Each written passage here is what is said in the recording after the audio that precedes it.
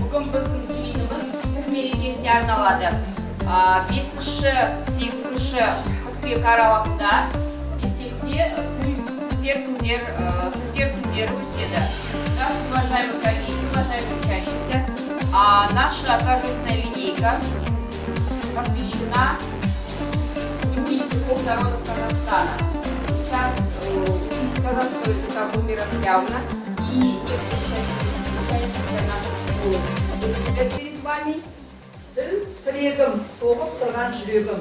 Тіл ұлттың жаны, рухы, оның бет бейнесі, өткені мен бүгіні және болашағы. Ғұлама ғалым Байтұрсынұлы, сөзі жоғалған жұрттың өзі де жоғалады деп, тілдің ұлт үшін қандай маңызды екенін бір-ақ ауыз сөзге сыйдырған. 1998 жылдың 20 қаңтарында елімізде Қазақстан Республикасы президенті Нұрсұлтан Назарбаевтың жарлығымен 22 қыркүйек Қазақстан халқы тілдерінің күні болып жарияланған еді. Бұған 22 қыркүйекте атап өтілетін мереке 2017 жылғы үкімет басшысы Бақытжан Сағынтаев Қазақстан Республикасында мереке күндер тізбесін бекіту туралы қаулысымен 5 қыркүйекке ауыстырды. Атаулы датаның өзгеру себебі ұлттың сақталуына да, жоғалуына да себеп болатын нәрсенің қуатшысы тіл деген ұлағатты сөз қалдырған қазақ халқының тағдыры мен тіл үшін күрескен алаш арысы ұлт ұстазы Ахмет Байтұрсынұлының туған күнімен байланысты. Бүгін алаш арысы Ахмет Байтұрсынұлының туған күні. Бүгін барша қазақстандық қазақ әліпбиінің негізін салған ғалымның туған күнінде тілдер мерекесін тойлап жатыр. Жалпы халықтық атаулы датаның туғанына 153 жыл толған атаңның мерейтойына орайластыруда үлкен мән бар. Ахмет Байтұрсынұлы қазақ тіл білімі мен әдебиеттану ғылымдарының негізін салушы ғалым, қазақтың ақыны, түркітанушы, публицист, педагог, аудармашы, қоғам қайраткері. Ол қазақ ғылымы тарихында ұлттық әліпби жасап жаңа еліне төте жазу, араб графикасы сынды жаңа үлгі ұсынған реформатор. Құрметті ұстаздар, оқушылар, сіздерді Қазақстан Республикасы халқы тілдері күні мерекесімен құттықтай отырып, еңбектеріңізге жеміс, шығармашылық шабыт тілеймін. Ал оқушылар оқуды жақсы оқып, Қазақстанымыздың гүлденуіне атсалысатын азамат болады деп сенім білдіремін. Дорогие учителя, ученики, примите сердечные поздравления с праздником Днем языков народов Казахстана. Язык – особое средство, сближающее человека с человеком, народ с народом. И поэтому мы должны высоко ценить его как инструмент дружбы, как основу единства нашего государства. В этот праздничный день желаем вам и вашим близким доброго здоровья, счастья, мира, благополучия, а всем нам успешного будущего для нашей Родины. Пусть в нашей стране процветают все языки, объединяя нас в дружбе и единстве. Уважайте свой родной язык и с интересом изучайте другие, ведь знание языков – ключ к пониманию культур и расширению кругозора. Почему, ребята, 5 сентября отмечается День языков народов Казахстана? Потому что день рождения великого просветителя, участника партии Алаш Ахмета Байтұрсынова. Поэтому именно 5 сентября отмечается этот праздник. Олар болса мен барған құрбыларынан батыр халқынан арқаменен. Ал екінші бақытты тілім менің, ташырықты тілімнен тілімден.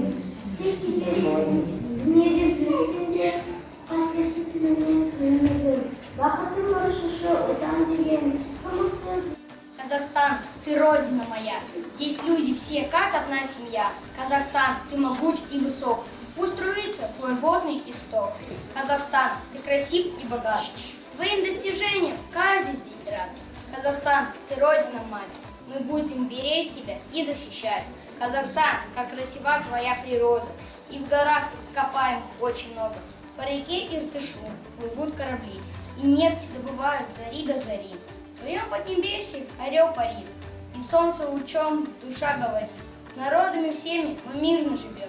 И песни о жизни и счастье поем. Как символ достатка всем твой байтерек. Пусть будет здесь счастлив любой человек.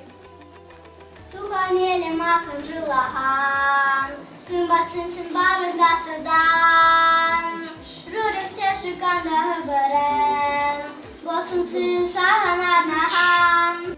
Тарихтын өзү мойындаган, казактын эли хажап мекен, эдин болашак эл сахан. Sen ышын, sen ышын, ушкыштар сен ушын, әлемді шалайды, кімдар өлен ушылайды. Спошула женесі жарыстар, нәді отаным, sen ышын. Тілім менен тілігімнің айғағы, тілім менен баба мұрасы байлығы. Қастелеймін, ардақтаймын әр қашан, тілім барда елдігімнің айнасы. Тілім менен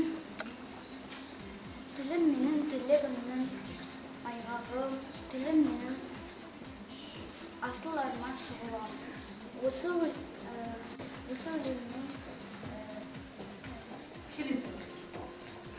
Каждого народа своя есть речь, юным надо в сердце сберечь. Язык помогает друг друга понять, он дружбу умеет всегда сохранять.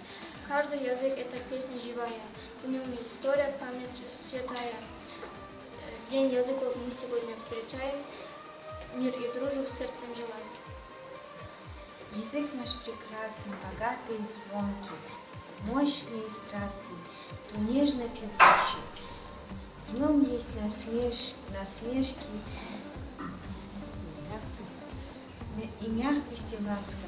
В нем написаны рассказы и сказки, волшебные страницы волнующих книг. Люби и храни наш великий язык. Язык родной, богатый наш. Он с детства греет, будто солнце. Слова в нем добрые, живые, как мамин. Голос милый. Учи языки, мир станет ярче. Откроешь тысячи удач. Рассказываешь с друзьями легче, когда умеешь их язык любить. Язык наш прекрасный, богатый и звучный, то мощный и страстный, то нежно певучий. В нем есть и усмешки, и мягкость, и ласка. На нем написаны им рассказы и сказки, страницы волшебных, волнующих книг.